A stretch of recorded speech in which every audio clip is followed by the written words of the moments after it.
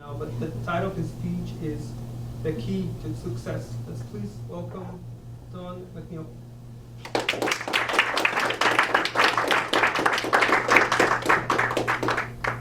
Thank you for the promotion. I was never general manager. I was the lowest level you could be. But you'll hear more about that in a minute. We all know about the keys to success.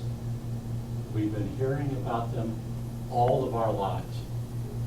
But there's only one key that matters. All the others depend on this one being there. If you don't show up, nothing else matters.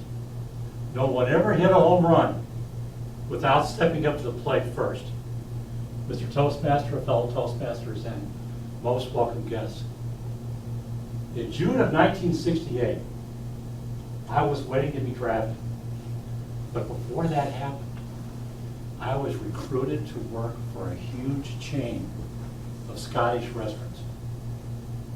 The restaurants were called McDonald's. I think they're still called that. They had so much faith in me that they started me out in position number 1, the front counter.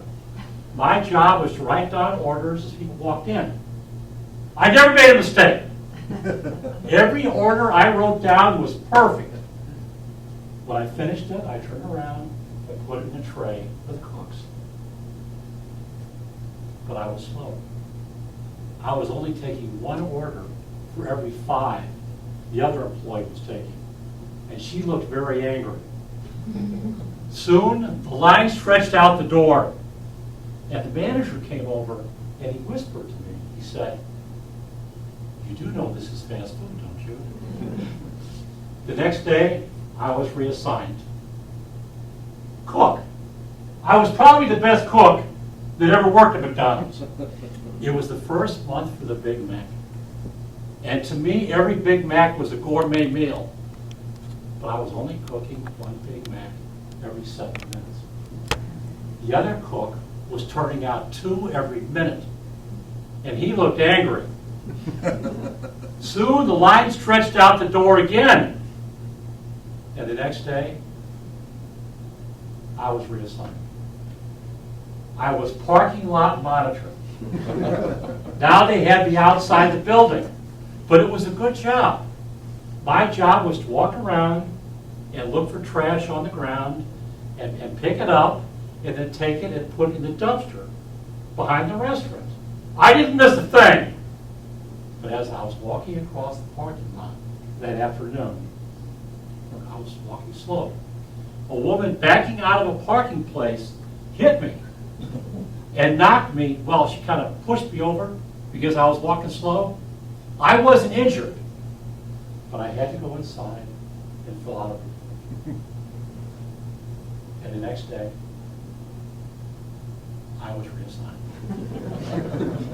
I was now dining room cleanup, position number 4. It was my last chance. I had to make good. I cleaned every table like someone was going to be operated on.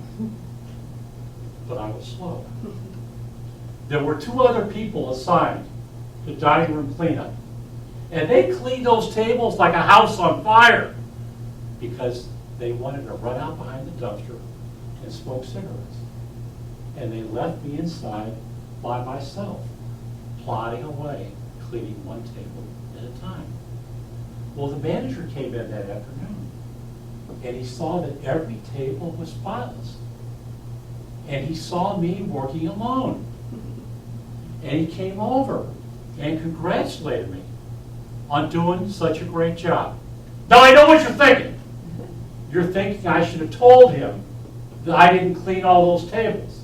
But how could I? He had feelings too. If he wanted to praise me, I was going to stand there and take it. And as far as the smokers, if they want to do 90% of the work and then go outside and leave me behind to take all the credit, I say let them. I've always been that way. Now, after a week of this, the manager came in and asked me to step outside. I walked outside and I stood under the golden arches. And he took my picture. 1 week later, my picture was on the front counter of the restaurant under the words, Employee of the Month.